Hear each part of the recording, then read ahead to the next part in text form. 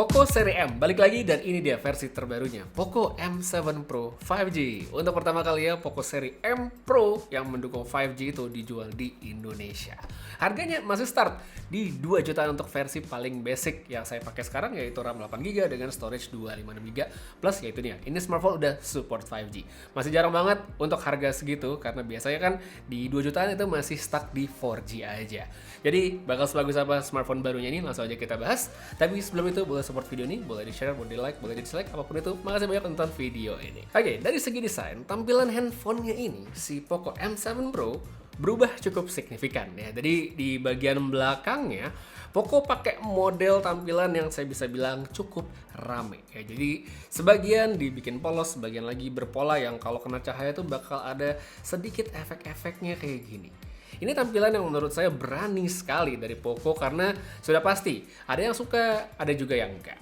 Kalau nggak suka, sebenarnya solusinya gampang. Kita tinggal tiban casing seperti ini, casing bawaannya dalam kotak dan beres, jadi polos ya. Jadi balik lagi ke preferensi sukanya kayak gimana. Dari segi build quality sebenarnya standar Poco ya, smartphone-nya saya nggak expect dia bakal yang jadi berasa solid parah gimana.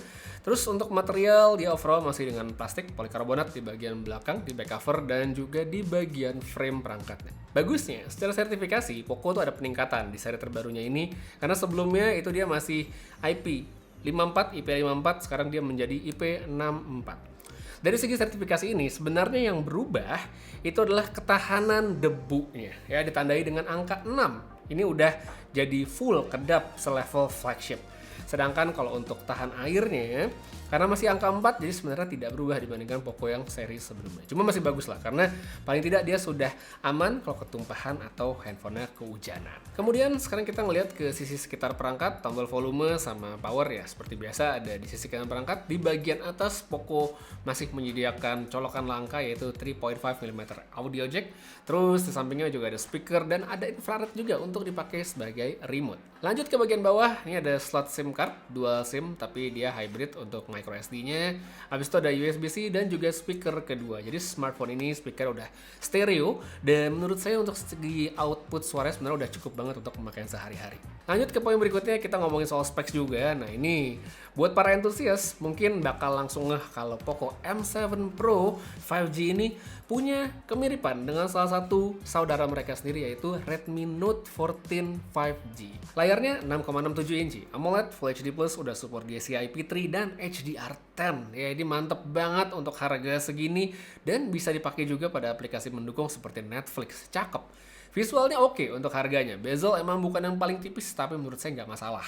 Paling dari segi optimasi sistemnya aja nih ya, menurut saya masih perlu di-update untuk mengakomodir refresh rate 120Hz ya.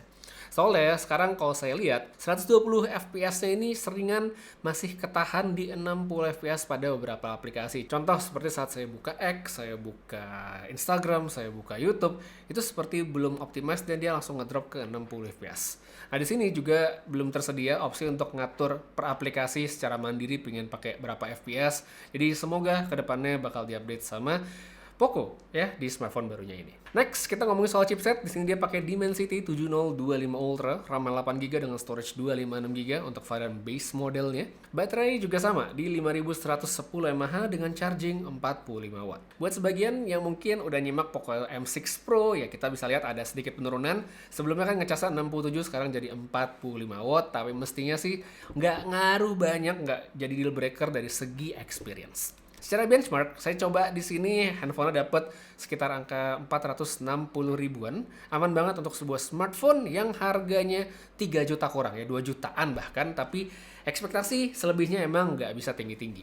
Kalau menurut saya, buat sebuah smartphone 5G ini udah bagus dan nyaman sekali jika tujuannya adalah sebagai alat komunikasi. Scrolling media sosial, TikTok, Instagram sebenarnya cukup banget, browsing, chatting nggak masalah.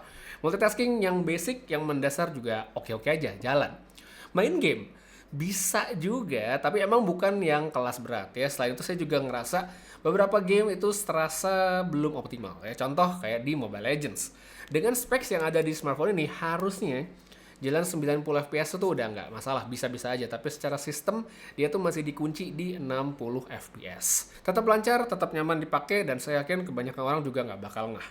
By the way, ini dia tuh kekunci bukan dari handphone ya, tapi lebih ke aplikasi yang memang belum optimize dari segi chipset. Jadi kalau misalnya nanti diupdate, harusnya setting lebih tinggi itu bakal kebuka. Next, main game yang ringan lagi kayak misalnya Pokemon TCG Pocket, ya itu aman-aman aja. Kita balik lagi ke konteks handphone yang pas untuk kebutuhan komunikasi. Daya tahan baterai adalah salah satu aspek yang menurut saya bagus dari smartphone ini. 5000 mAh lebih ditambah dengan aktivitas yang mayoritas tidak intensif, ini bisa bikin Poco M7 Pro bertahan lebih lama. Full charge itu saya sehari pakai nggak habis, dan biasanya butuh 1,5 hari bahkan lebih supaya harus ngecas lagi. Jadi menurut saya untuk banyak aktivitas orang ini udah bakal mencukupi banget. Kemudian di bagian software, Poco M7 Pro saat ini masih menggunakan HyperOS generasi pertama dan juga Android 14. Meskipun mungkin sebagian akan menyayangkan, tapi balik lagi ke kelas harga, ya udah nggak apa-apa gitu kan ya. Ada iklan juga menurut saya jadi satu poin lain yang harus diterima aja di smartphone ini. Tapi bagusnya di sini Poco M7 Pro masih bakal dapat update security patch yang panjang, dan juga tentunya masih dapat pembaruan dari segi seri Android.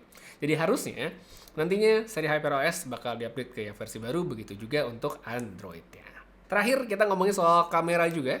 Untuk desain modul kamera ini berubah di versi terbaru, karena sekarang ada kamera bump yang mengingatkan saya sedikit ke Xiaomi 15 yang baru aja saya review. Dia bentuknya mengotak, dan beda di sini cuma ada 2 lensa aja. Terus kalau kita lihat bentuk casingnya juga sebenarnya mirip-mirip ya sama Xiaomi 15. Jadi ya mungkin mau dibikin kelihatan lebih premium lah dengan kamera bump yang baru. Untuk kameranya, secara specs dia kelihatan ada 2 lensa. Yang utama itu 50 megapiksel, udah ada OIS-nya juga, udah mantep banget. Dan satu lagi adalah lensa depth yang mungkin tidak bisa dibilang kepake. Jadi utamanya kita hanya punya satu lensa aja yang benar-benar kepake. Mode foto yang disediakan cukup lengkap di sini dan gak ketinggalan sama bumbu-bumbu AI. Contoh seperti fitur eraser ya udah pasti ada dan bisa dipakai sebagaimana mestinya. Terus ada AI Sky juga untuk ganti-ganti warna langit biar kelihatan lebih biru, atau mungkin mau mengubah langit misal kita foto lagi mendung ya itu bisa diganti. Untuk hasil foto secara umum sebenarnya saya bisa bilang ini oke kok ya. Di kondisi terang processingnya mungkin kelihatan ada, tapi masih dalam kadar yang aman untuk kelas smartphone ya. Detail cukup sekali, warnanya juga oke. Paling kalau dari saya saranin nggak usah nyalain fitur AI kamera, karena di sini saturasi warnanya jadi keseringan ngaco ketinggian ya.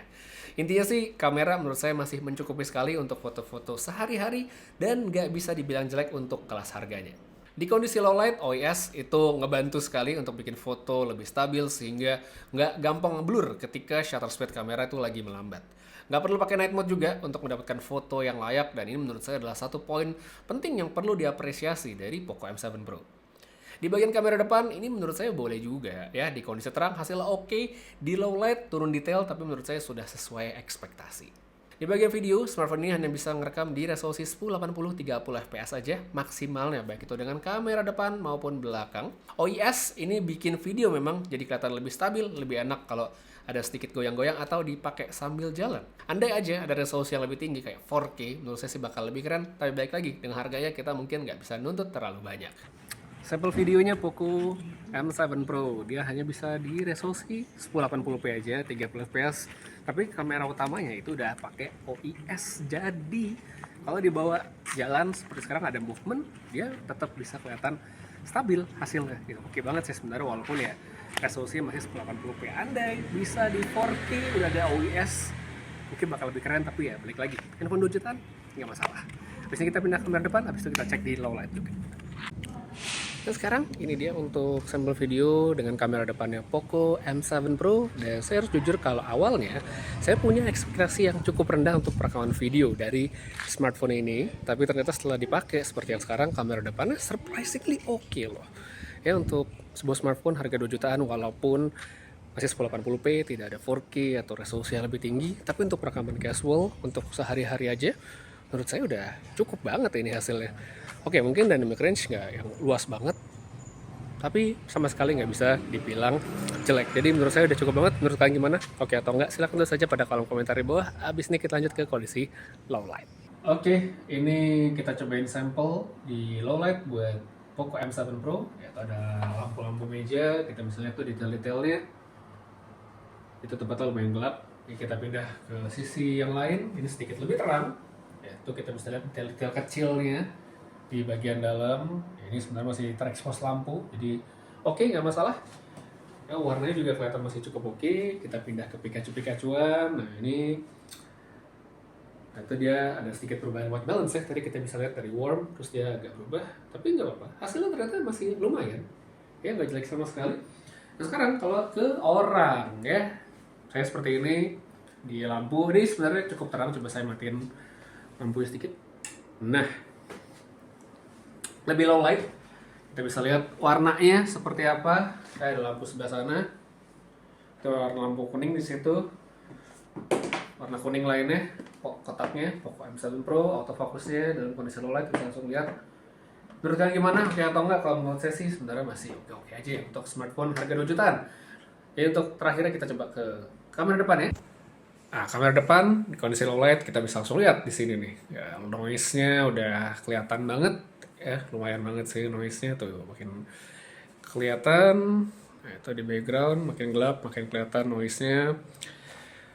Ya, untuk sebuah smartphone entry level 5G 2 jutaan, oke lah, nggak bisa dikomplain banyak-banyak menurut saya. Ya udah cukup banget hasil. Kalau menurut kalian gimana, masih bisa diterima atau enggak? Langsung tulis aja di kolom komentar di bawah, dan sekarang kita masuk ke kesimpulan apakah smartphone ini layak dibeli atau di skip aja. Overall, itu dia si Poco M7 Pro menurut saya adalah satu smartphone alternatif yang sangat menarik untuk kebutuhan komunikasi kita. Jadi buat mereka yang mungkin lagi mencari smartphone 5G dengan harga terjangkau dan specs yang bagus untuk sehari-hari, kayaknya masih belum banyak yang bisa menyaingi smartphone ini, paling tidak saat ini. HP ini jelas nggak sempurna, masih ada yang kurang-kurang, tapi balik lagi dengan harga yang terjangkau sudah support 5G, rasanya bisa dikecualikan dan dinikmati lah bagi mereka yang emang ngerasa kebutuhannya tercukupi oleh smartphone ini. Jadi ya kalau misalnya kalian butuh handphone basic untuk pemakaian sehari-hari, budget 2 juta, ya ini bisa dipertimbangkan si Poco M7 Pro 5G. Kalau buat yang pengen lihat lebih detail, mungkin link pembelian segala macam, saya taruh linknya aja pada kolom deskripsi di bawah. Untuk sekarang, kayak itu dia review dari saya untuk si Poco M7 Pro. Makasih banyak nonton sampai habis. Ya, semoga bisa menjadi referensi bagi yang membutuhkan. Boleh di-share videonya, di-like atau di-subscribe. Putra Rizal pamit, sampai ketemu lagi di video berikutnya. Dan seperti biasa, have a nice day.